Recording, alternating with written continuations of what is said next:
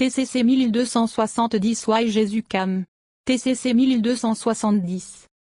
Pourquoi Jésus est venu? Cher Père, nous te disons merci pour cette opportunité et la proportion de regarder dans ta parole. Nous invitons l'enseignant de l'Église, le Saint-Esprit d'accomplir son ministère comme nous nous assemblons. Seigneur, nous te demandons d'oindre la parole qui sort de ma bouche pour qu'elle trouve des racines dans les cœurs de toute personne qui va l'écouter. Père, je te prie pour l'illumination, la révélation, la compréhension dans la pensée de tous ceux qui vont l'écouter. Seigneur, je te remercie de m'avoir fait ministre du Nouveau Testament et je te dis merci pour le succès de ce message du fait que le Saint-Esprit est l'enseignant. Merci Seigneur, cela ne dépend pas de moi mais tout dépend de toi, et tu es fidèle. Nous te donnons la louange et te rendons grâce dans le nom de ton Fils Jésus-Christ. Amen. Gloire à Dieu. Nous venons de terminer une série sur qui est Jésus selon les témoins oculaires, les personnes qui ont marché et parlé avec Jésus quand il était sur terre. Ce soir, nous commençons une série sur pourquoi Jésus est venu dans ce monde. Comprendre pourquoi Jésus est venu est tout aussi important que de savoir qui il est. La venue de Jésus a des implications pour chaque être humain passé, présent et futur. Sa venue affecte notre raison d'être, pourquoi nous existons, et notre destin, où nous allons. En tant que chrétien, si vous ne comprenez pas ce que Jésus est venu dans ce monde pour faire, vous pourriez viser les mauvais objectifs dans la vie et avoir de fausses attentes sur ce que Dieu fera et ne fera pas pour vous. Dans de nombreux cercles chrétiens aujourd'hui, il est courant d'entendre des gens dire que Jésus est venu nous donner la vie en abondance. Par cela, il signifie que Jésus est venu pour que nous puissions accomplir notre destin, faire quelque chose de significatif, avancer dans une carrière, expérimenter la meilleure vie, à offrir tout ce qui nous rend heureux. Comme preuve que Jésus veut que nous vivions la meilleure vie possible, beaucoup de gens citent cette déclaration faite par Jésus: « Je suis venu pour que tu puisses avoir la vie, et l'avoir plus abondamment. » Jean 10 verset 10. Mais, lorsque des personnes sincères rencontrent un problème après l'autre, et sont accablées par les difficultés et corvées de la vie, beaucoup luttent avec des questions: où est la vie abondante? Qu'est-ce que je fais de mal? Dieu est-il en colère contre moi? D'autres finissent par être en colère contre Dieu lorsque la vie ne va pas comme ils le pensaient et ils n'obtiennent pas la bénédiction à laquelle ils s'attendaient. Mais le succès dans cette vie est-il ce que Jésus voulait dire par sa déclaration sur une vie abondante? Est-ce ce que la première témoin oculaire croyait que Jésus voulait dire? Est-ce le message que les apôtres ont proclamé lorsqu'ils sont sortis comme raconteurs le monde de la vie de Jésus? Nous allons répondre à certaines de ces questions au cours des prochaines semaines. Nous avons souligné dans la dernière série que les premiers disciples de Jésus, les témoins oculaires, étaient convaincus que Jésus est Dieu, devient pleinement homme sans cesser d'être pleinement Dieu, une seule personne avec deux natures, humaine et divine. Dans cette série, nous avons regardé l'évangile de Jean, écrit par l'un des premiers et plus proches disciples de Jésus, Jean l'apôtre. Jean a ouvert son évangile avec une déclaration claire que Jésus est Dieu, le Créateur éternel. Au commencement était la parole et la parole était avec Dieu et la parole était Dieu. Toutes choses ont été faites par lui. Et sans lui, rien de ce qui a été fait n'a été fait. Jean 1 verset 1 à 3. Le fait suivant que Jean mentionne à propos de Jésus, la parole, est que en lui était la vie, et la vie était la lumière des hommes. Jean 1 verset 4. Jean appelait Jésus la lumière des hommes parce qu'il apporte la véritable connaissance de Dieu qui est la source de toute vraie vie. Le mot grec traduit la vie dans ce passage est Zoé. Jean, dans son évangile et ses épîtres, utilise Zoé pour signifier la vie telle que Dieu a en lui-même et la vie telle que Jésus a en lui-même, une vie incréée absolue ou parfaite. Jean 5 verset 26. Car de même que le Père a la vie en lui-même, de même il a accordé au Fils d'avoir la vie dans lui-même. Jean 5 verset 20. Jésus-Christ est le seul vrai Dieu, et il est la vie éternelle. Jean 5, verset 11 à 13. C'est ce dont Dieu a témoigné, il nous a donné la vie éternelle, et cette vie est dans son Fils. Donc, quiconque a le Fils de Dieu a la vie. Celui qui n'a pas son Fils n'a pas la vie. Je vous écris ceci, à vous qui croyez au Fils de Dieu, afin que vous sachiez que vous avez la vie éternelle. Quand Jésus a parlé de vie abondante, H ne parlait pas de qualité de vie, il était, parlant de la vie éternelle, la vie incréée en Dieu lui-même. Par la foi en Christ nous sommes devenus participants de cette vie. Plus d'informations à ce sujet dans les prochaines leçons. La vie éternelle est plus qu'une existence sans fin. La vie éternelle est la communion et la relation avec le Dieu Tout-Puissant. La vie éternelle, c'est connaître Dieu. Jésus a dit, et ceci est la vie éternelle, qu'ils te connaissent, Père, le seul vrai Dieu, et Jésus-Christ, que tu as envoyé. Jean 17 verset 3. Nous avons un destin qui est plus grand que cette vie, un but qui est plus important que l'endroit où nous vivons, qui nous marions, ou quel travail ou ministère nous avons. Dieu Tout-Puissant désire que nous devenions plus que des créatures qu'il a créées. Il a créé les hommes et les femmes devenir ses fils et filles en participant à lui son esprit, sa vie incréée, éternelle, Zoé. Quand Dieu a créé le premier homme, Adam, et la race humaine en Adam, le désir de Dieu était que l'humanité a choisi de dépendre de lui et de sa vie et de l'esprit. Le livre de la Genèse donne un compte-rendu des premiers jours de l'humanité sur terre et de la vie dans un beau monde impeccable, beaucoup de leçons pour un autre jour. Deux arbres spécifiques sont mentionnés, l'arbre de vie et l'arbre de la connaissance du bien et du mal. Manger d'un arbre exprimait un choix de dépendance à Dieu. L'autre exprimait un choix d'indépendance par rapport à Dieu. Un choix apporterait la vie, l'autre la mort. Genèse 2, verset 17. Adam a choisi l'indépendance de Dieu à travers le péché. Il a mangé de l'arbre de la connaissance du bien et mal. Le péché est de choisir de faire à votre manière plutôt qu'à la manière de Dieu.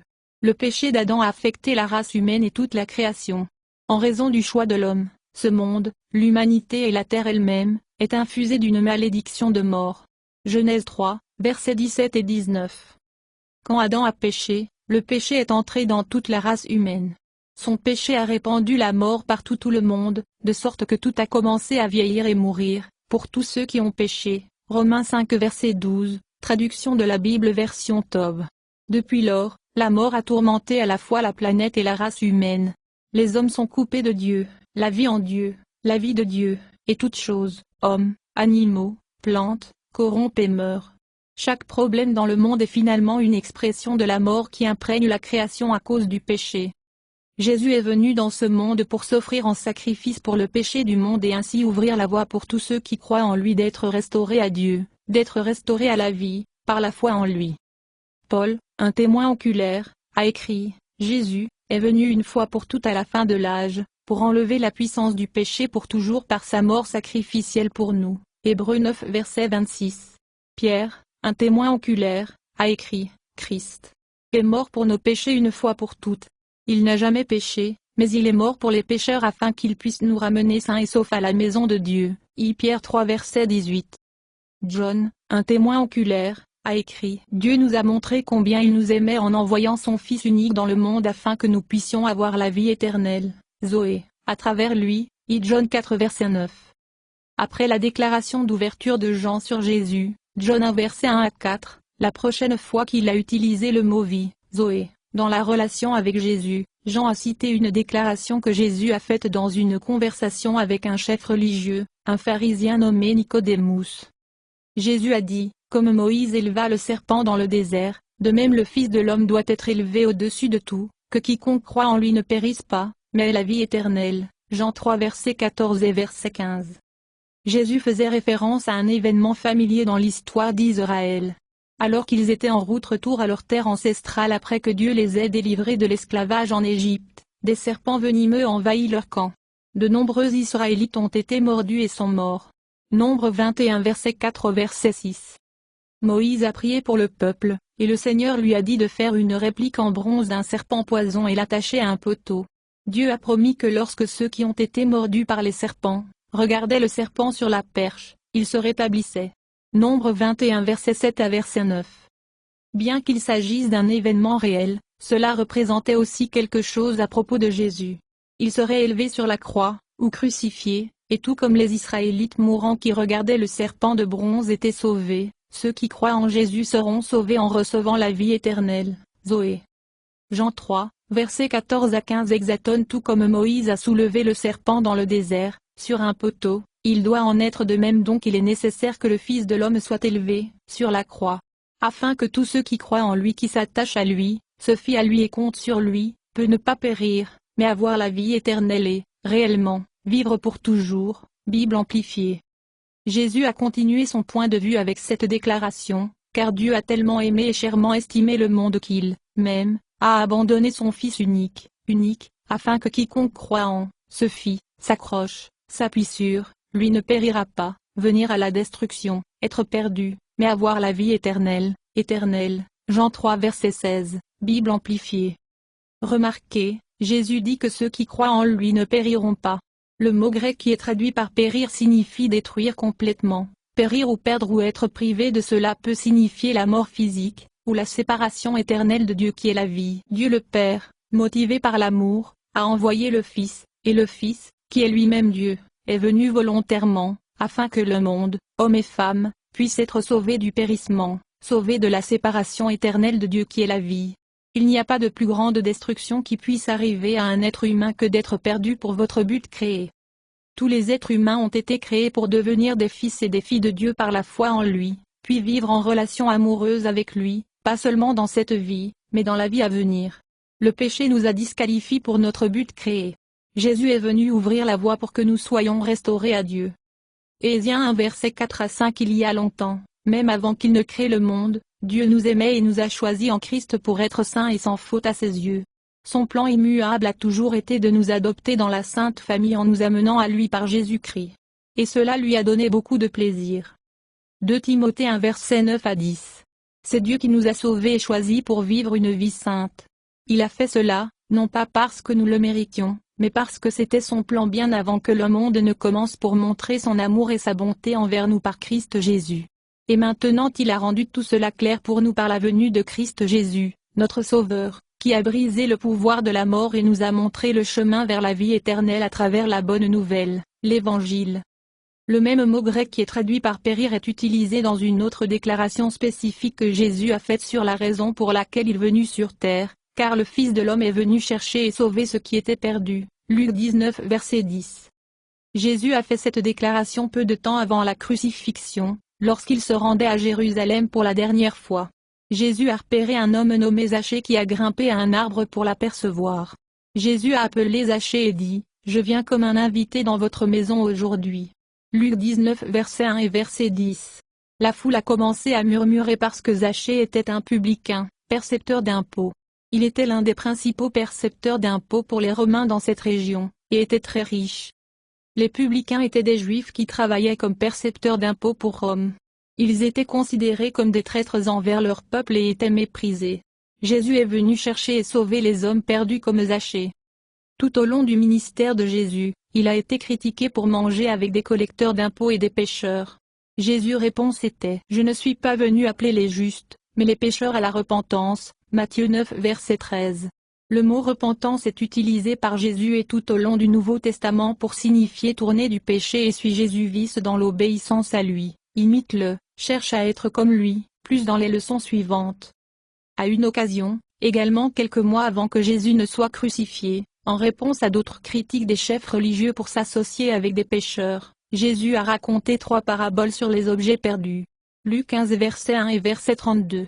Dans les 2 premières paraboles, Jésus parlait d'un homme qui avait 100 brebis, mais une a disparu.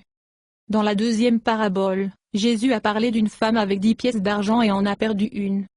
Dans les 2 cas, les propriétaires ont cherché avec diligence jusqu'à ce qu'ils trouvent ce qui était perdu.